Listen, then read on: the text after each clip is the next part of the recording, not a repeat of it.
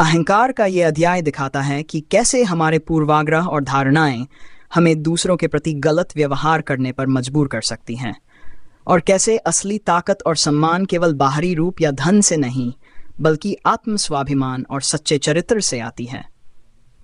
ध्रुव और उसकी माँ सुमन एक बड़े शोरूम में दाखिल होते हैं। शोरूम की चमचमाती दीवारों और आभूषणों से सजी साड़ी के शोकेस उन्हें चकाचौंध कर रहे थे। जैसे ही वे अंदर जाते हैं, ध्रुव को वहां का वातावरण कुछ अजीब सा लगता है। उसकी माँ की आंखों में उत्सुकता और शांति का मेल था, जबकि ध्रुव के चेहरे पर एक हल्का सा गुस्सा झलक रहा था। शोरूम के कर्मचारी अपनी बातें करते हुए ध्रुव और सुमन को कुछ खास तवज्जो नहीं दे रहे थे। ध्रुव की माँ सुमन अपने बेटे की चिंता को समझते हुए उससे कहती है, बेटा तुम बाहर जाओ, मैं यहां से सब संभाल लूंगी। लेकिन ध्रुव को अपनी माँ को अकेले छोड़ने में संकोच हो रहा था। उसने अपनी माँ के साथ खड़े रहने का फैसला किया। शोरूम के अंदर एक नई सिक्योरिटी गार्ड खड़ी थी, जो ध्रुव और उसकी माँ को बड़े ध्यान से देख रही थी।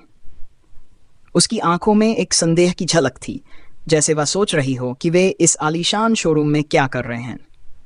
शोरूम की एक महिला कर्मचारी, जिसका नाम निधि था, उन्हें देखकर कहती है, आपको क्या चाहिए? उसका स्वर थोड़ा तिरस्कारपूर्ण था। ध्रुव ने कुछ नहीं कहा, लेकिन उसकी माँ ने शांत स्वर में जवाब दिया, हमें कुछ अच्छी साड़ियां देखनी हैं। निधि ने अपने हाथ में ध्रुव के कार्ड को लेते हुए उसकी तरफ देखा। कार्ड पर कोई बैंक का नाम नहीं था, बल्कि यह एक खास निजी कार्ड था। निधि के चेहरे पर एक तिरस्कार की मुस्कान थी। आपके पास ये कार्ड है, लेकिन मुझे नहीं लगता कि आप यहां से कुछ भी खरीद पाएंगे, उसने कहा।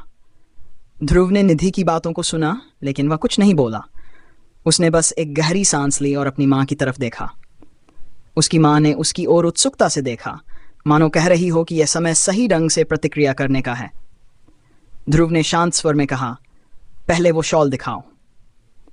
निधि ने उसे दिखाने से पहले कहा, यह 25,000 का है। यह सोचकर कि ध्रुव कीमत सुनते ही वहां से निकल जाएगा, लेकिन ध्रुव ने उसे पैक करने के लिए कहा।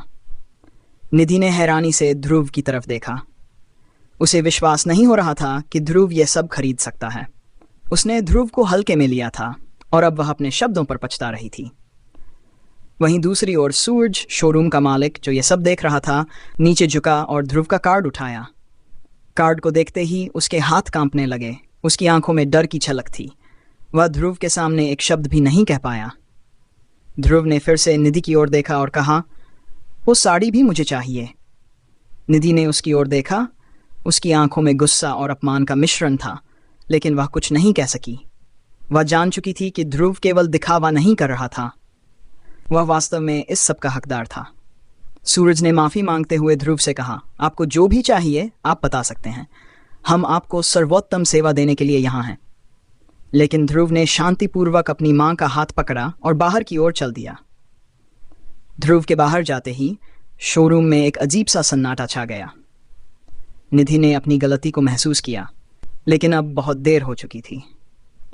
ध्रुव ने उसे एक सबक सिखाया था कि असली ताकत और मूल्य किसी के बाहरी रूप या धन से नहीं, बल्कि आत्म स्वाभिमान और चरित्र से होता है।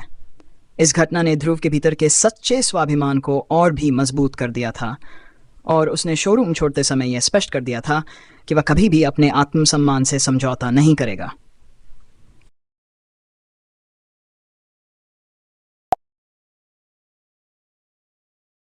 अध्याय 8। सब्जी मंडी सूरज की बातों से गुस्साई लड़की पर चिल्लाते हुए कहती है, तुम इसे ले नहीं सकते और तुम्हारे लिए इसे भी निकाले।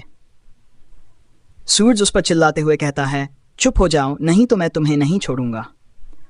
सूरज भागकर ध्रुव के पास आता है और उसके सामने हाथ जोड़कर खड़ा हो जाता है। मुझे और इसे माफ कर दीजिए, हमने आपको पहचाना नहीं और आपकी सादगी को समझा नहीं।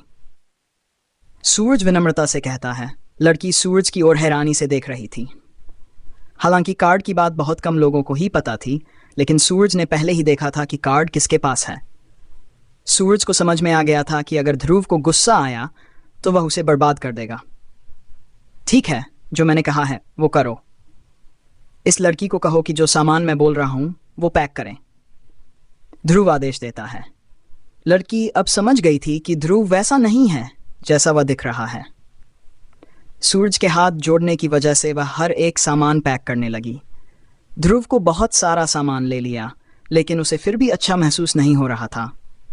मुझे अब भी ठीक नहीं लग रहा। 1 मिनट रुकिए, ध्रुव कहता है और सिक्योरिटी गार्ड को इशारा करता है। गार्ड कुछ लोगों को लेकर आता है जो बहुत गरीब और बुरी हालत में दिख रहे थे। वे सड़क के किनारे झोपड़ियों में रहते थे। ध्रुव उन सभी को शोरूम में बुलाकर कहता है, आप लोग इस पूरे शोरूम में से जो कुछ भी पसंद करें ले सकते हैं। इसके पैसे आपको नहीं देने होंगे। लोग सूरज की ओर देखने लगते हैं, लेकिन सूरज ध्रुव की बात को काट नहीं सकता, इसलिए वह हट जाता है और गरीब लोगों को सामान लेने देता है। शोरूम के सर्वेंट्स मदद करने लगते हैं, लेकिन ध्रुव उन्हें रोक देता है। ये दोनों ही इन लोगों को सामान देंगे, ध्रुव उन दोनों की ओर इशारा करता है। लड़के और लड़की का चेहरा गुस्से से लाल हो जाता है, लेकिन सूरज उनकी बात मानने के लिए मजबूर करता है। एक एक करके सभी लोग सामान लेना शुरू कर देते हैं। जब वे सामान ले लेते हैं तो ध्रुव कहता है, जाओ और अपने दोस्तों और आसपास के लोगों को बताओ कि यहाँ सब कुछ फ्री में मिल रहा है।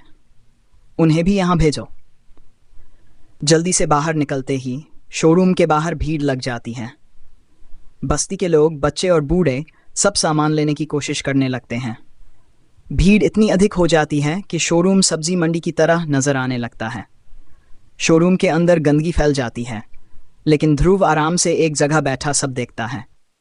लड़की और लड़का लोगों को सामान देने की कोशिश करते हैं, लेकिन जब भीड़ बढ़ जाती है तो लड़की सूरज से कहती है, ये क्या हो रहा है?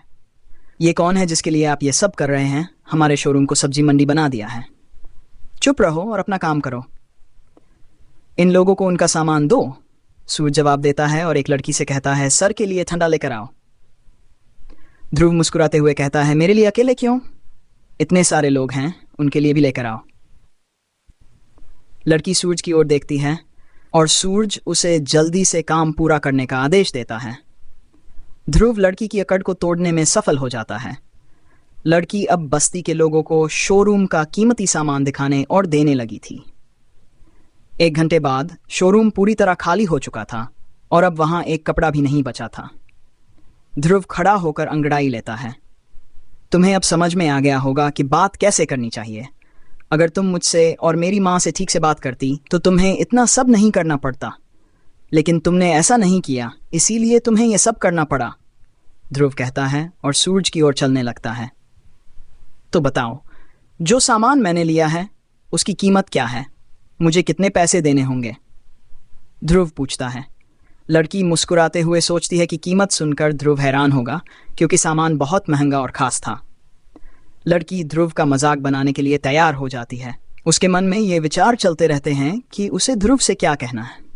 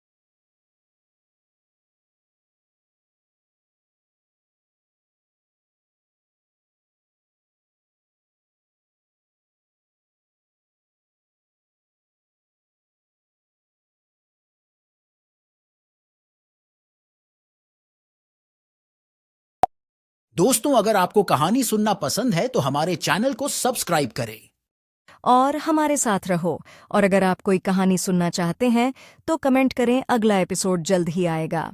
धन्यवाद।